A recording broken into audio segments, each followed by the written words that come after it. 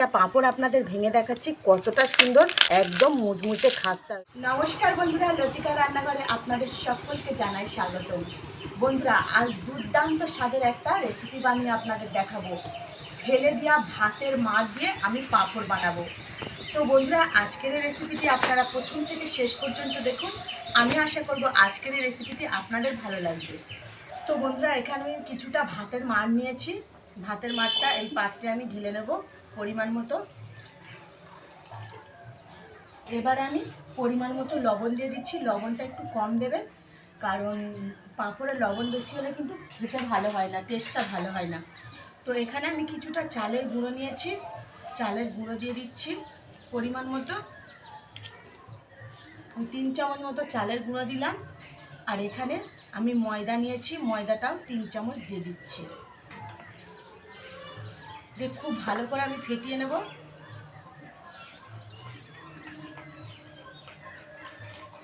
বন্ধুরা, আপনারা ভাবতেও পারবেন না যে ভাতের মাড় দিয়ে এত সুন্দর পাঁপড় হয়।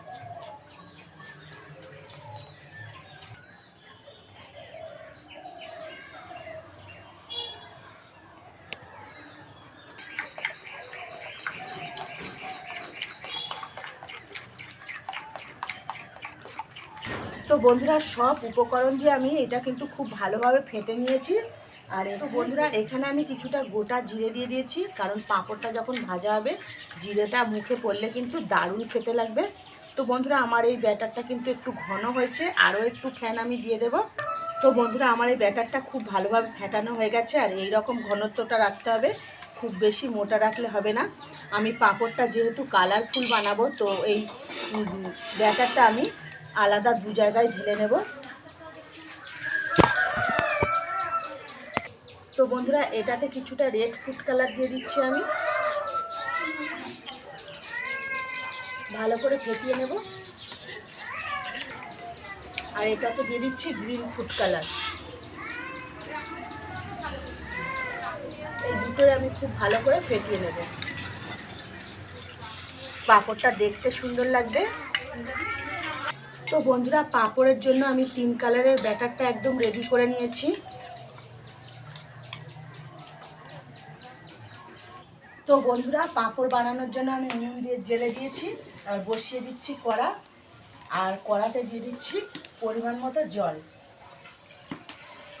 তো বন্ধুরা, জল দিয়েছি, জলের মধ্যে একটা স্ট্যান্ড বসিয়ে দিচ্ছি।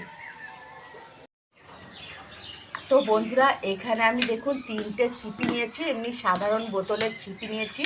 এই সিপিতেই আমি পাঁপড়গুলো বানাবো। প্রথমে আমি সিপির মধ্যে একটু ভালো করে সাদা তেল লাগিয়ে দিচ্ছি চতুর্দিকে।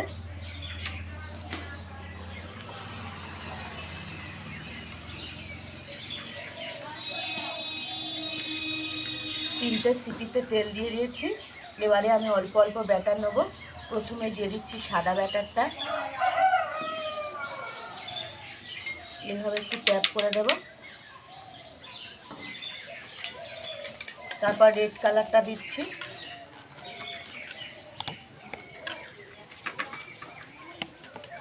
এবারে দিয়ে দেব গ্রিন কালারটা। খুব বেশি দেবে না, তাহলে কিন্তু মোটা হবে। তো বন্ধুরা, জল ফুটছে। এবার আমি ঢাকনাগুলো আস্তে আস্তে বসিয়ে দিচ্ছি এইভাবে। তো বন্ধুরা, 1 মিনিটের জন্য আমি ঢাকা দিয়ে দিচ্ছি। 1 মিনিট পরে খুলবো, পাঁপড়টা তৈরি হয়ে যাবে। তো বন্ধুরা, 1 মিনিট হয়ে গেছে, ঢাকনাটা খুলছি, দেখবো পাঁপড়গুলো হয়েছে নাকি। তো বন্ধুরা, পাঁপড়গুলো কিন্তু হয়ে গেছে, হাতে দেখুন লাগছে না। এবার আমি এগুলো নামিয়ে নিচ্ছি। তো বন্ধুরা, একটা সিপি আমি হাতে নিয়েছি, দেখুন এইভাবে আমি প্রথমে চতুর্দিকটা একটু ঘুরিয়ে নেব। আর দেখুন পাঁপড়গুলো কিন্তু খুব সহজেই উঠে আসছে।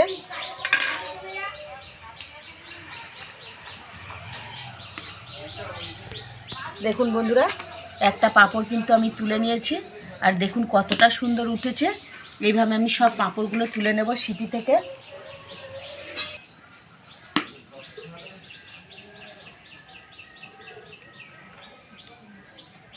একটু হাতে করে এইভাবে চাপ দিলেই কিন্তু পাঁপড়গুলো খুব সহজেই উঠে আসবে।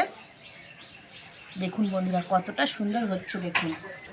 তো বন্ধুরা, আবারও কিন্তু 3টে পাঁপড় আমি ভাবানোর জন্য দিয়ে দিয়েছি। আর ঢাকা দিয়ে দিচ্ছি 1 মিনিটের। তো বন্ধুরা দেখুন পাঁপড়গুলো কত সুন্দর উঠেছে আর কত সুন্দর হয়েছে দেখুন। এগুলো রোদে শুকিয়ে নিয়ে তারপর তেলে, বন্ধুরা 1 মিনিট হয়ে গেছে, ঢাকনাটা খুলছি। দেখুন আবারও আমার পাঁপড়গুলো তৈরি হয়ে গেছে, কতটা সুন্দর হচ্ছে দেখুন বন্ধুরা।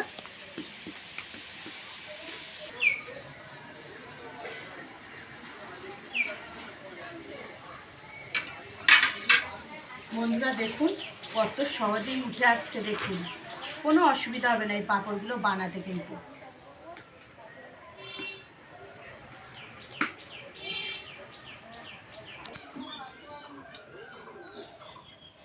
তো বন্ধুরা দেখুন কত সহজে তৈরি হয়ে গেল এই পাঁপড়। আর এই পাঁপড়গুলো ভাবাতে কিন্তু প্রত্যেকটা পাঁপড় ভাবাতে 1 মিনিট করে লাগবে।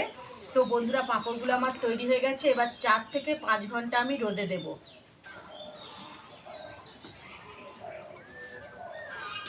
বন্ধুরা 5 ঘন্টা মতো আমি রোদ খাইয়ে পাঁপড়গুলো নিয়ে এসেছি, দেখুন কতটা সুন্দর হয়েছে। পাঁপড়গুলো রোদে শুকিয়ে কত সুন্দর হয়েছে দেখুন বন্ধুরা।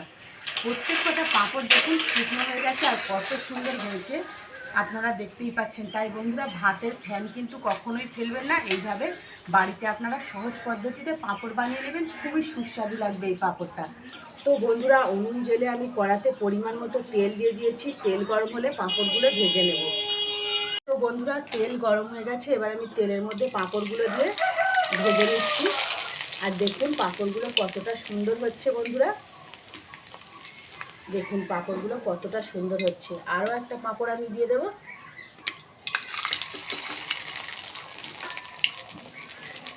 আর এইভাবে চেপে আমি ভেজে নেব। প্রত্যেক কটা পাঁপড় আমি এইভাবে ভেজে নেব।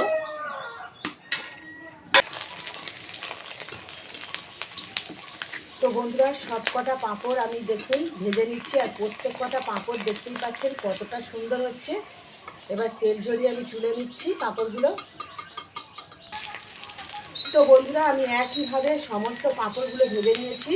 তো দেখতে পাচ্ছেন পাঁপড়গুলো কতটা সুন্দর হয়েছে। তাই আজ থেকে কিন্তু আপনারা ভাতের মার ফেলে দেবেন না, বাড়িতে এইভাবে সহজ পদ্ধতিতে ভাতের মারের পাঁপড় বানিয়ে খাবেন, খুবই ভালো লাগবে এই পাঁপড়টা। তো বন্ধুরা আজকের আমার এই রেসিপিটি যদি আপনাদের ভালো লাগে, আপনাদের প্রত্যেকের কাছে অনুরোধ রইল আপনারা কমেন্ট করে জানাবেন। তো বন্ধুরা দেখুন ভাতের মার দিয়ে কত সুন্দর পাঁপড় হয়েছে দেখুন বন্ধুরা, এটা কিন্তু অবিশ্বাস্য দারুণ একটা নতুন স্বাদের পাঁপড় বানিয়ে আপনাদের দেখালাম। তো আপনারা বাড়িতে একবার ট্রাই করবেন, আমি আশা করব এই পাঁপড়টি আপনাদের ভালো লাগবে।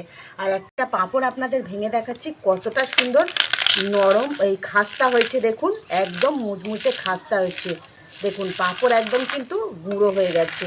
তো এই পাঁপড়টা কিন্তু খুবই সুন্দর খেতে লাগবে, আর মুখে দিলে কিন্তু একদম গুলে যাবে। তো বন্ধুরা লতিকার রান্নাঘরে আজকের রেসিপি এই পর্যন্ত, আবারও দেখা হবে নতুন একটা রেসিপি নিয়ে। ততক্ষণ আপনারা ভালো থাকবেন, বাই বাই।